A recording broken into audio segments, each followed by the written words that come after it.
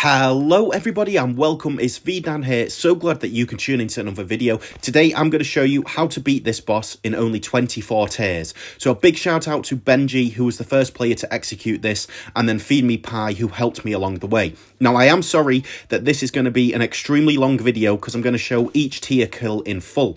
But I won't commentate over everything, so I will just kind of interject at the important parts. But for those who don't want to sit around for so long, let me just give a brief overview of every single tier.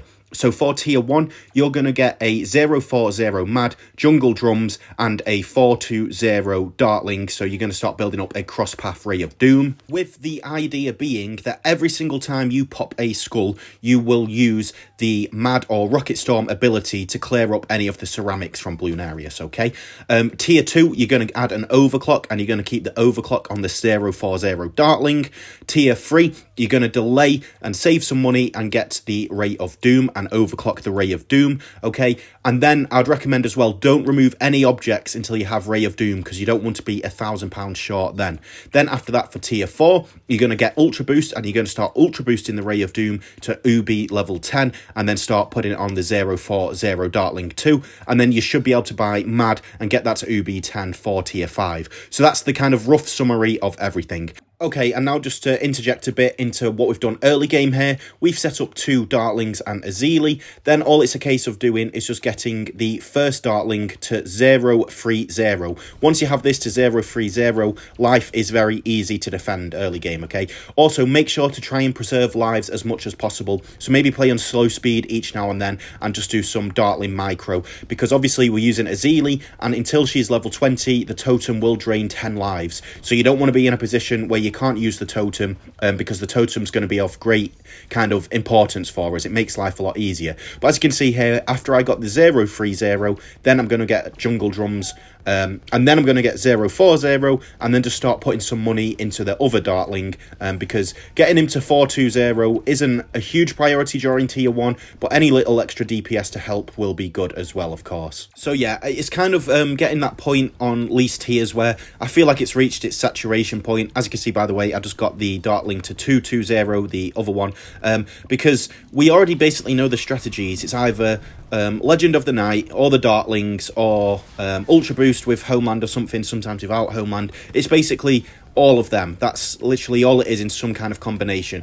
Or it's Rush a Paragon, but obviously they've disabled Paragons. So it kind of gets to a point where there's not really that much excitement to it, because we already know the rough strategy. I suppose they could add more restrictions, but even then, I'm not the biggest fan of this. Like, least cash, I can get behind a lot more. Least tiers, I don't know. And I don't want to be spending loads and loads of monkey money trying to get, you know, some optimal strategy on least tiers. But that's why I thought I'd also show it in full, because I think if I showed the kills in absolute full detail, then you will get a much better chance at being able to just copy it straight for straight, and then hopefully not have to really spend any money whatsoever on retries, because you can kind of get like a one-to-one correspondence between your screen and my screen, and hopefully it just help circumvent doing any kind of issues. Now, I do want to also say that there will be some of the cuts during the rounds, so it won't be like 100% fluent, but that's because I've just kind of edited out where I've had to retry and from the last round. So I kind of wanted to show the full run that works kind of thing, instead of showing you all the retries that I've had to do, just the ones that count.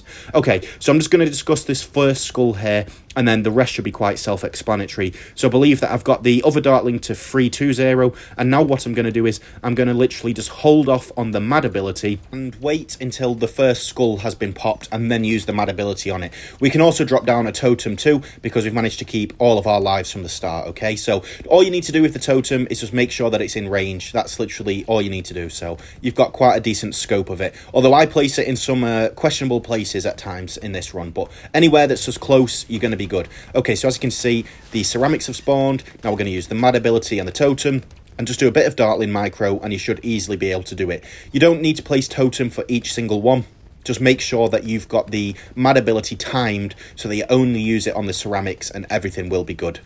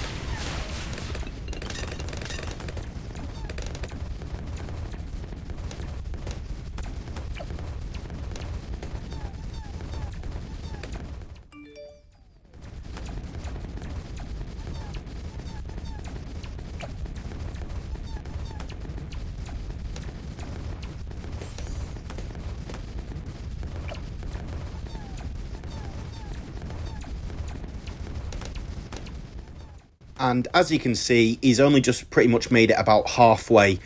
So it's a very easy kind of tier 1 kill. I think, to be honest, tier 1 and tier 2 I find the easiest, but then tier 3 and tier 4 and tier 5 get a bit more tricky. So I'll highlight the tricky rounds in particular that I found. But in the meantime, now you've done tier 1, just go and upgrade the Dartling to 420 and now just defend with that. And then you can start setting up an overclock to go and build.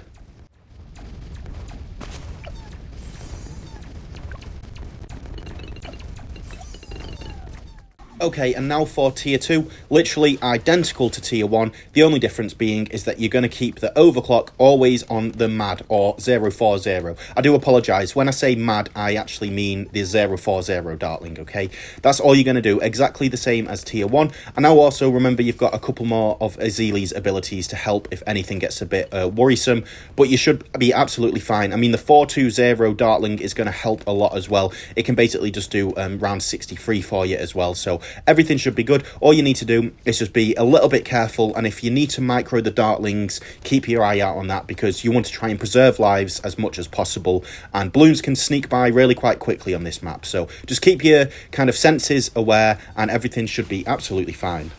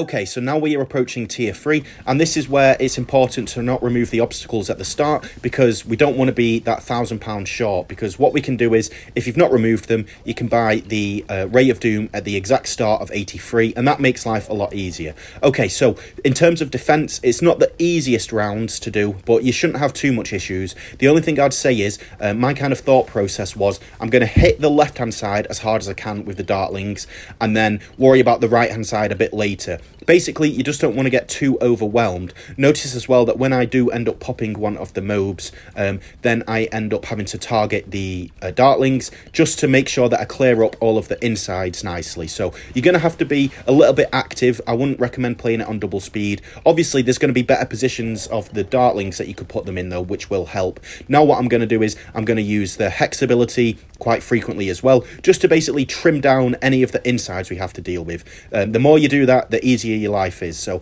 if you want, just copy this kind of setup or movement pattern that I'm doing with the Dartlings as close as you can, and I don't think you'll have any issues. Alternatively, you can find an easier way to do it, but just be wary of these insides because they can get by very quickly.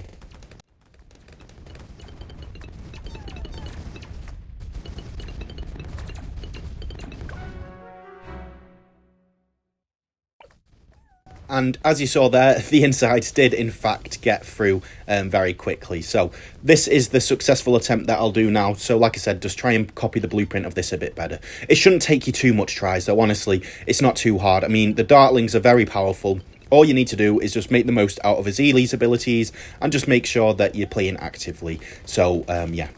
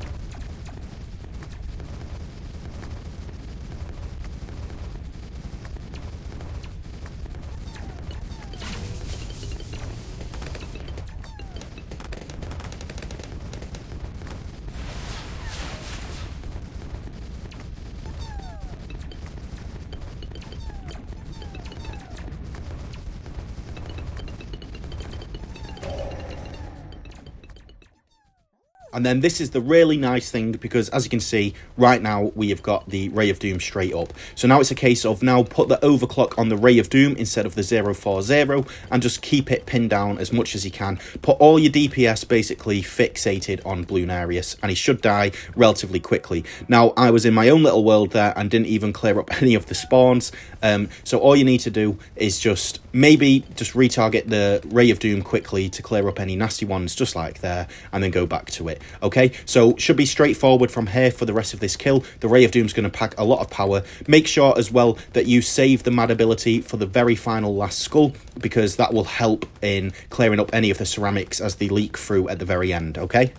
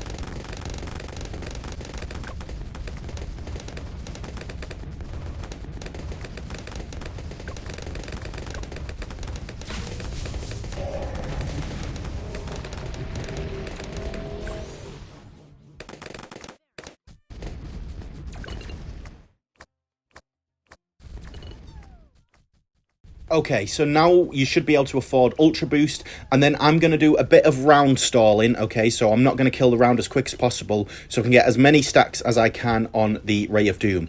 Tier 4 is a little bit tricky, by the way, so you will want to try and Ultra Boost as much as possible to make your life a bit easier. Obviously, you can avoid stalling, but I'd recommend just trying to do the round slowly and get a few stacks already set up on him to go into Tier 4.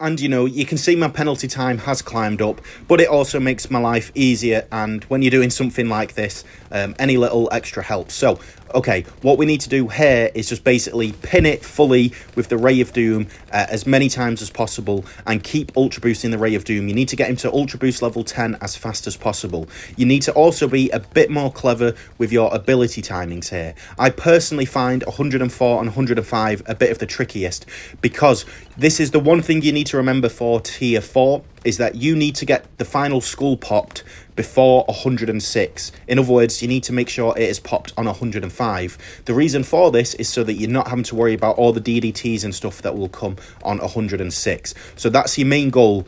Do enough damage so that he is popped by round 105, the final skull, and then everything should be relatively straightforward from there. You don't want to be having to deal with the DDTs, and you don't want to let him get too close to the exit, because the further the exit he gets to, the harder his spawns are to deal with. Also, just as with Tier 3, save the Rocket Storm ability for the final skull.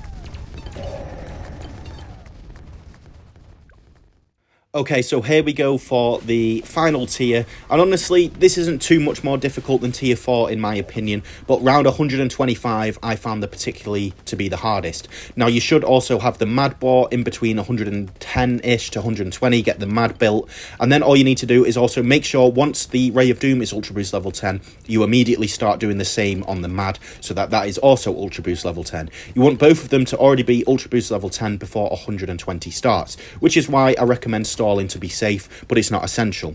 Okay, so the kind of blueprint for this is just keep hitting everything you can for the first 2 bars. Don't worry about having clever kind of ability timings. Just when you've got mad ability up, use it. Okay, when you've got overclock, use it. You don't need to be clever with the ability timings as much, because you should be able to clear the spawns in a relatively easy way due to the fact that they'll have a decent amount of track length left. However, for the final bar, that is the one that causes issues, and you're going to have to make sure you save as many of the abilities as you can for that final bar. You're also going to get a bad spawn, and that's the one that takes a little bit of luck to get, because you need Ezili's ability to hit it. But once you get that, then everything is going to be absolutely fine. So there's nothing really different here from tier 4. It's just you're keeping Mad and Ray of Doom continuously pinning it down. Now, I actually would also recommend that you can lock the Mad and kind of just move the lock targeting around for this first half. But then on the final bit, just make sure that you can move him a little bit freely, okay? So just copy exactly what I do here, and everything should be not too hard. I think tier 4, honestly, you could make the case is potentially even harder than tier 5.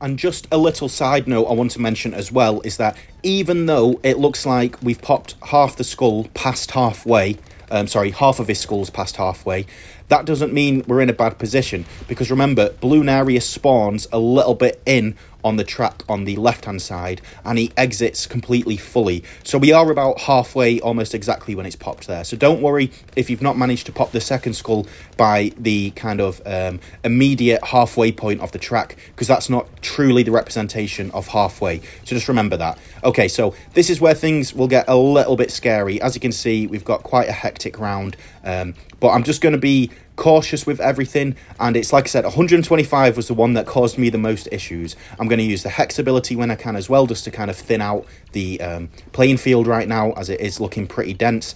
And then we need to make sure that we do have a Mad ability timed for the final bit. That's the most important thing. You need a Mad ability for this final bit, and also to have a totem down and overclock set up. Just all the abilities, basically. Try and save all your abilities and be a little bit conservative.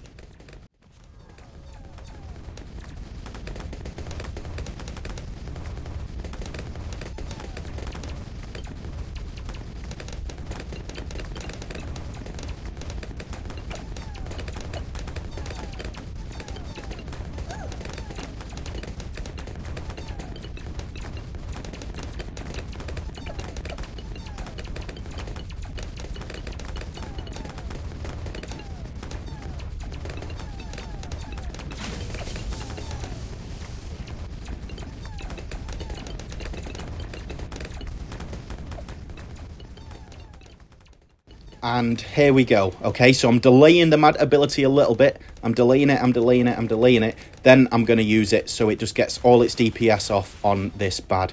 Okay, and there was sometimes some DDTs, so you've just got to hope that you can clear them as well.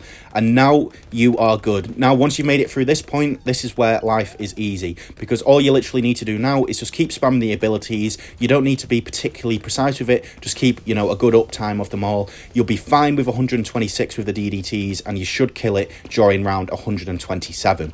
So I'm going to end the commentary here, and I'm sorry that it's such a long video, but I hope this can kind of help more of the casual players see the strategy in full.